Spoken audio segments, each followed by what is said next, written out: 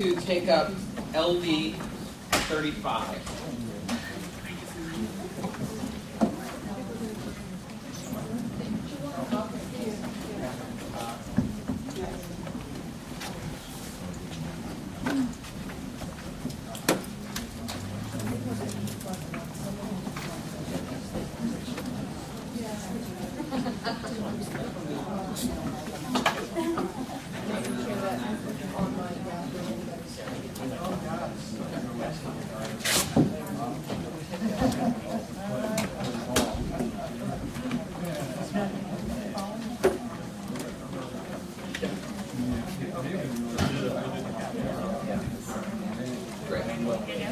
Alright, so we're going to take up LD 35.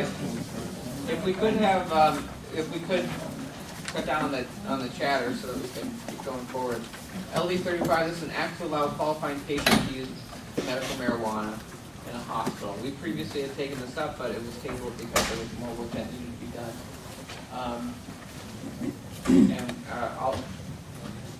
Is there a motion to take it off the table? So moved by Representative Malaby, second by Representative Hammond. All in favor? All right, the bill is laid before us. I have some amendments I'd like to that's being distributed to the committee right now. So just as a refresher, so let me read the summary on what the bill as currently drafted does, so then we can look at the amendments that are the amendment that's being passed out, see what we're changing it to. So this bill adds, so this is what's currently drafted. This bill adds hospitals to the list of eligible primary caregivers for qualifying patients, adds hospitals to the universe of medical facilities where qualifying patients may use historic forms of smoked prepared marijuana, and eliminates the ability of these medical facilities to prohibit or restrict the use or storage of smokeless prepared marijuana by qualifying patients. So what it essentially does is drafted says that if someone has a recommendation from a doctor that would qualify them as a qualifying medical marijuana patient, that they could use that in a smokeless form in a main hospital, and the main hospitals cannot prohibit it. We've had a lot of conversations. Obviously, the hospitals have had some concerns about that, so I've been working with them. I've been working with many of the stakeholders on both sides of this group to try to arrive at some amendments that will both meet the goals of what we're trying to do while mitigating the risks and the concerns of the hospitals. Of course, I think Jeff Austin, I don't see him, there he is. I'm sure he would say that he and his association are going to oppose this bill no matter what, but I'm trying to incorporate their concerns to mitigate those concerns. So what we have here, and could we do you have a copy of this? Okay. So this is essentially 6 points. This would amend the bill to say that hospitals may not prohibit patients who suffer seizure disorders or who are children that are qualifying patients where medical marijuana has been determined to be clinically beneficial from self-administering or administering with the aid of a parent or guardian medical marijuana on hospital grounds. Then goes on, and the second piece of this is state licensing laws shall not prohibit a hospital from developing policy to allow qualifying patients to self-administer or with the aid of a parent or guardian medical marijuana on hospital grounds. So basically we're trying to do two things. One, some of the concerns I heard from the hospitals is, are we opening this up to all qualifying medical marijuana patients? Are we opening a big can of worms there in terms of, we are essentially asking the hospitals to, there's